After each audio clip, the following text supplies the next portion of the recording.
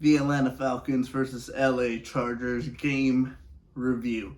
Now, I wasn't able to get the game review up because I was out of majority party yesterday, so I'm getting to it early this morning for Instagram and YouTube. So if you guys do not know what my Instagram is, make sure to check it out. That link will be down in the description down below.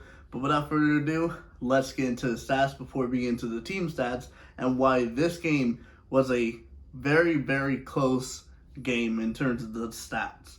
So, speaking of which, Marcus Mariota was 12 for 23, went 129 yards, averaged 5.6 yards per throw. No touchdowns, no picks. Got sacked twice for 15 yards. Had a QBR rating of 40.6 and a passer rating of 68.9. Typical Marcus Mariota game.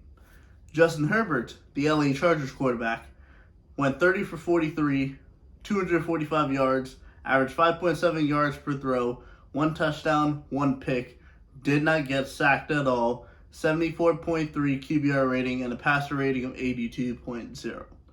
I'm not shocked that this happened. The Atlanta Falcons pass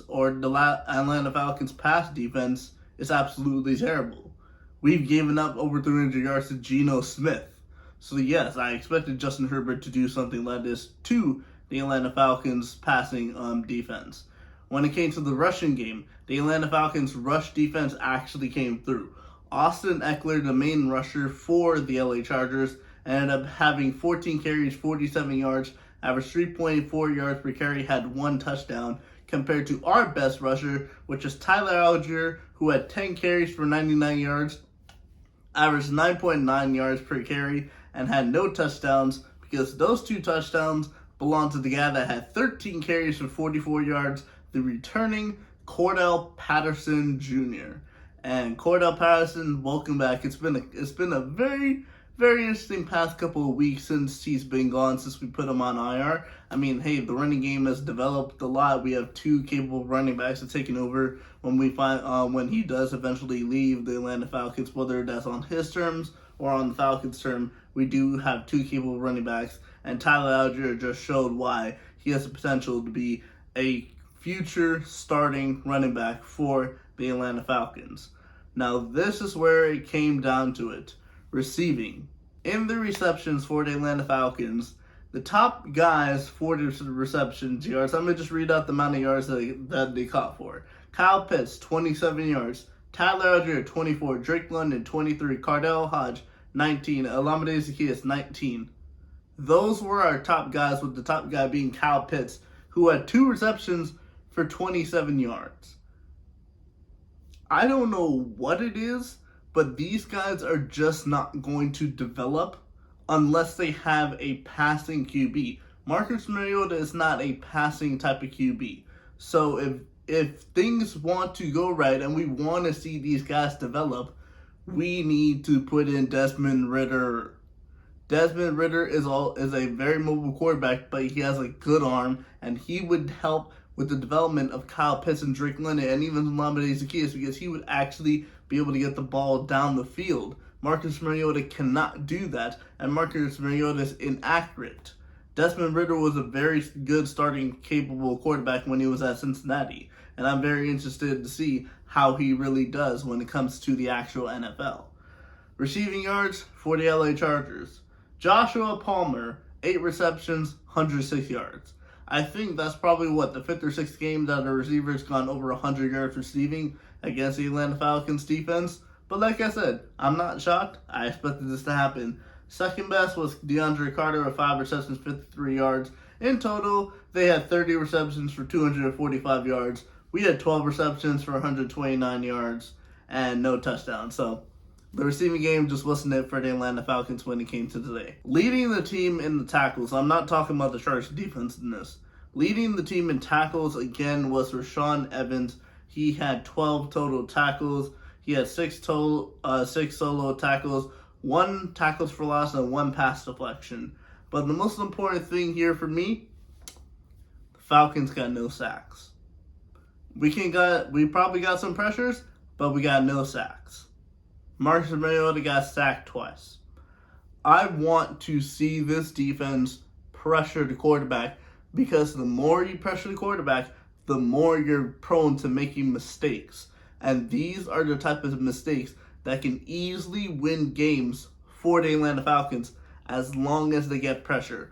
I want to see Grady Jarrett do good. I want to see Arnold Ebiketie do good. I want to see Lorenzo Carter do good. I even want to see Rashaan Evans because he's been actually a very good linebacker, and Michael Walker, who's having a break, who has the potential to have a breakout season this season. I want to see him do good, but we got to pressure the quarterback more. Interceptions. Justin Herbert's one interception came to Richie Grant, but this game came down to a field goal. Younghoe Koo was 1 for 2, and the second field goal was a 50-yarder which went wide left. That field goal could have possibly put us in a chance of winning the game versus the LA Charger, but the two most biggest reasons why we didn't win it are Marcus Mariota's passes to Kyle Pitts. The first pass, I got to put on Kyle Pitts. Kyle Pitts has got to reach out and catch that, and he has hands. I've seen him catch harder balls to catch them before. And the second one is just Marcus Mariota overthrowing Kyle Pitts. So those are two big mistakes when it came to this Atlanta Falcons game. But hey, congratulations to the Chargers. Let's get into the team stats for the game. In terms of first downs for the game, the Atlanta Falcons and the Chargers both had 19 total first downs. The LA Chargers had 16 first downs when it came to passing compared to Atlanta Falcons 7. And when it came to rushing, Atlanta Falcons had 12 rushing first downs compared to the LA Chargers 3. When it came to the third down efficiency, the Chargers were 6 for 16, meanwhile the Falcons were 5 for 11, and on fourth down the Chargers were 1 for 1, so the Atlanta Falcons never really went for it on fourth down. In terms of the total plays, the Chargers had 67 compared to Atlanta Falcons 60. The total yards was 336 to 315. The total drives was 10 to 9. So far, as I'm naming these stats, you can really tell that this Atlanta Falcons game was a very close game, and it ended up having a tight score. And if you guys don't know the score, I'm keeping that to the end. So make sure you watch to the end of the video. Yards per play. The Chargers were averaging 5.5 yards per play. The Atlanta Falcons were averaging 5.2 yards per play. 245 yards passing compared to Atlanta Falcons 114. And when it came to the penalties, the Chargers had 5 penalties for 45 yards, what could have cost them. Meanwhile, the Atlanta Falcons had 2 penalties for 15 yards.